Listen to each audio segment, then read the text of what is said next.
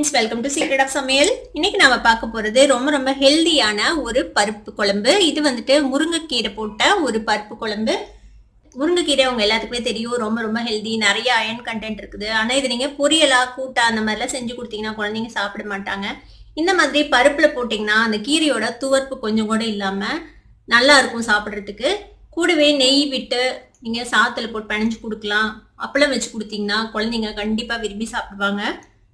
சரி வாங்க, இப்போ இந்த டேஸ்டியான ஹெல்தியான முருங்கைக்கீரை பருப்பு குழம்பு எப்படி செய்யலாம் அப்படின்னு நம்ம பார்க்கலாம். ஒரு ப்ரெஷர் குக்கர் எடுத்துக்கோங்க. இதில் வந்துட்டு நம்ம ஒரு கப் அளவுக்கு தண்ணி விட்டுக்கலாம் பருப்பு வேக வைக்கிறதுக்கு. நான் இன்னைக்கு ஒரு கை அளவுக்கு பருப்பு எடுத்திருக்கேன். இது வந்துட்டு 2 பேர்த்துக்கு சரியா இருக்கும். நீங்கள் வந்துட்டு அதிகமாக செய்யணும்னா இதை அப்படியே டபுள் பண்ணிக்கோங்க. இப்போ இதை வந்துட்டு நம்ம ப்ரெஷர் குக்கரில் போட்டுடலாம். நல்லா வாஷ் பண்ணிட்டு போட்டுருங்க. இது கூட ஒரு 1/4 டீஸ்பூன் அளவுக்கு மஞ்சள் பொடி சேர்த்துக்கலாம். ஒரு 1/4 டீஸ்பூன் நெய் சேர்த்துறேன். நெய் இல்லைன்னா எண்ணெய் இல்லைன்னா விளக்கெண்ணெய் எது வேணா நீங்க சேர்க்கலாம். இது சேர்த்ததுனால பருப்பு வந்துட்டு சீக்கிரமா ஈவனா குக் ஆகும். அதுக்காக இப்போ இந்த குக்கரை மூடி நான் வந்துட்டு 2 விசில் விட போறேன். மீடியம் ஃப்ளேம்ல வச்சு 2 விசில். இப்போ பருப்பு வெந்ததுக்கு அப்புறம் நம்ம அடுத்து என்ன செய்யலாம்னு பார்க்கலாம். பாருங்க, துவரம் பருப்பு வந்துட்டு நல்லா வெந்துருச்சு. நான் இதுல இருந்து கொஞ்சம் தண்ணியை ரசத்துக்காக இருத்துட்டேன். உங்களுக்கு ரசத்துக்கு தண்ணி தேவையில்லை அப்படின்னா நீங்க கொஞ்சம் தண்ணி கம்மியா வச்சா போதும். ஒரு வடைச்சட்டி அடுப்பில் வச்சுருக்கேன். இதில் வந்துட்டு ஒரு டீஸ்பூன் அளவுக்கு எண்ணெய் விட்டுக்கலாம். எண்ணெய் சூடாகட்டும். அதுக்கடையில் நான் வந்துட்டு ஒரு சின்ன சைஸ் தக்காளியை இந்த மாதிரி நறுக்கி வச்சுருக்கேன். ஒரு பாதி வெங்காயத்தை இந்த மாதிரி பொடியாக கட் பண்ணி வச்சுருக்கேன். ஒரு பச்சை மிளகாய் இந்த மாதிரி பொடியாக நறுக்கி வச்சுருக்கேன். கொஞ்சமாக கருவேப்பிலை. எண்ணெய் சூடாயிடுச்சு. கொஞ்சமாக கடுகு சேர்த்திக்கலாம்.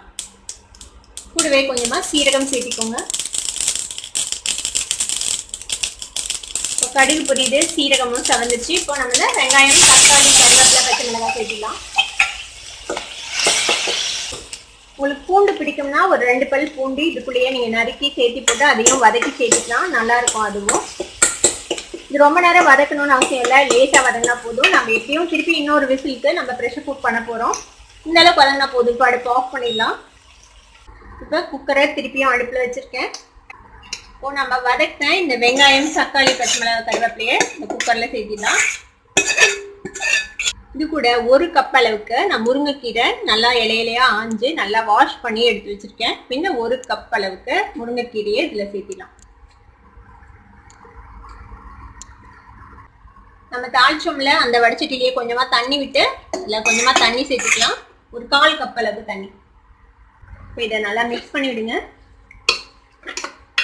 இது கூட இந்த பருப்புக்கு தேவையான அளவுக்கு உப்பு சேர்த்திக்கலாம். இது கூட கொஞ்சமா சாம்பார் பொடி, ஒரு 1/4 டீஸ்பூன் சாம்பார் பொடி சேர்த்துறேன்.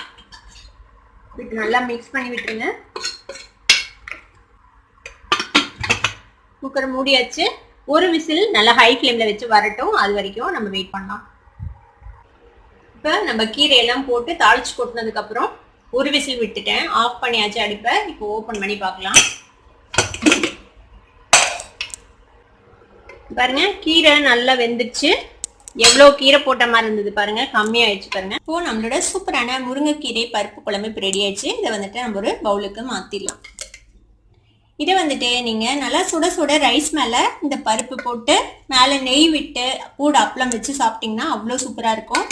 இது நீங்க சப்பாத்திக்கு சைட் டிஷ்ஷா கூட நீங்க இதை யூஸ் பண்ணலாம். அதுக்கும் ரொம்பவே நல்லா இருக்கும். தால் மாதிரி ஆவி பறக்க நம்மளோட முருங்கைக்கீரை பருப்பு குழம்பு சூப்பரா ரெடி ஆயிடுச்சு. இதை நீங்களும் ட்ரை பண்ணி பாருங்க. ட்ரை பண்ணி பார்த்துட்டு எப்படி இருந்தது அப்படின்னு எனக்கு கமெண்ட்ஸ்ல ஃபீட்பேக் கொடுங்க. இந்த வீடியோ உங்களுக்கு பிடிச்சிருந்தா சப்ஸ்கிரைப் பண்ணுங்க. பக்கத்துல இருக்க பெல் ஐகானை கிளிக் பண்ணுங்க.